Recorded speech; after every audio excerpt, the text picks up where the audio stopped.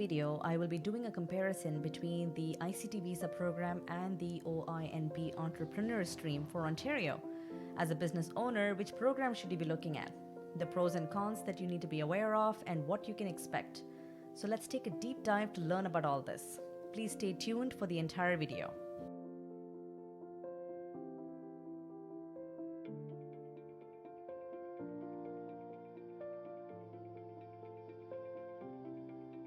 Hi, I'm Priya from Blue Water Immigration. This channel is dedicated to helping international business owners and investors immigrate and settle in Canada.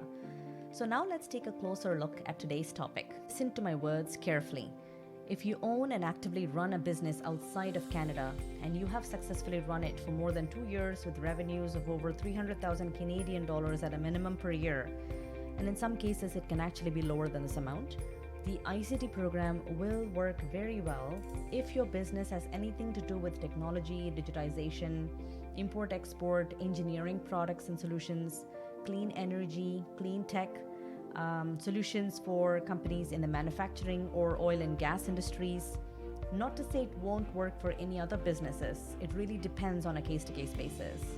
I do genuinely believe and know for a fact that the ICT is a much better program for such business owners compared to the OINP Entrepreneur stream.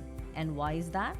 Well, to have any chances of getting an ITA with the OINP stream, you need a minimum net worth of well over $2.5 million if you are considering setting up shop anywhere within the GTA, which is the Greater Toronto Area, and a net worth of over $1 million outside of GTA. I know you're probably thinking, but I thought it was only $200,000 minimum investment. Well, yes, but think about how flooded the stream is with that low of an investment requirement, that too for Ontario. What you read on the website is really the bare minimum, which is nearly not enough if you'd like to get an ITA and not just meet the minimum eligibility requirement. There's a big difference.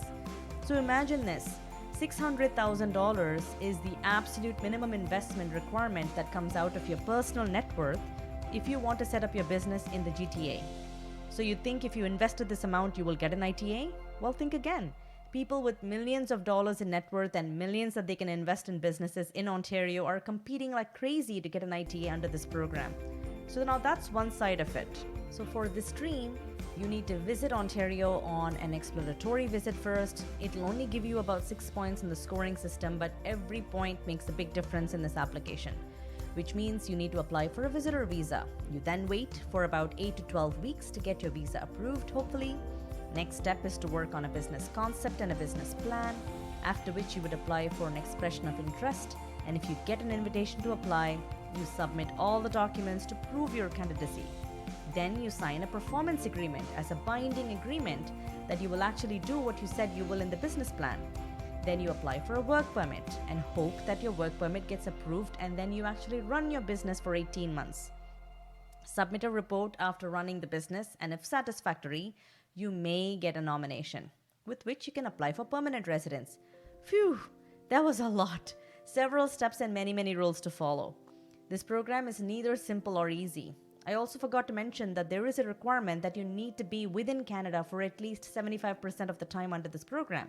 CT, that is the intra-company transfer program, on the other hand, is a breath of fresh air. You could get a work permit in about 5 to 6 months by establishing a subsidiary or an affiliate of your international business in Canada. We must establish that your business can create significant economic benefit in Canada, which you will need to prove in the OINP stream as well, by the way. You have strong, realistic business plan with actionable steps, and with this work permit, you can work for 1 year, and then at the end of the year, you apply for an extension of your work visa first, and then you apply for PR. ICT Visa is LMI exempt, as you all know, and the Canadian interest subsection allows your job offer to get you the 50 or the 200 extra points with which you can apply under Express Entry.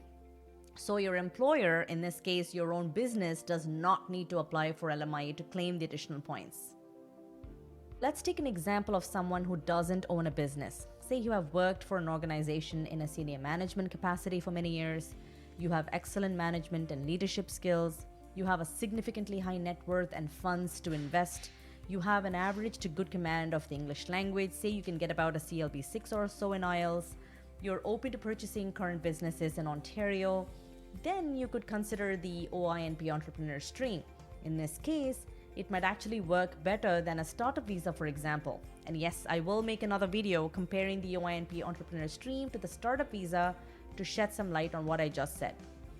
So to sum it up, if you have a good revenue generating business and you wish to expand into Canada, ICT is the way to go. Of course, please discuss with your consultant the type of your business, as not all businesses are the perfect fit for this program. For example, restaurants would be a total misfit, and there is also a list of ineligible businesses that you can easily refer to on the government website.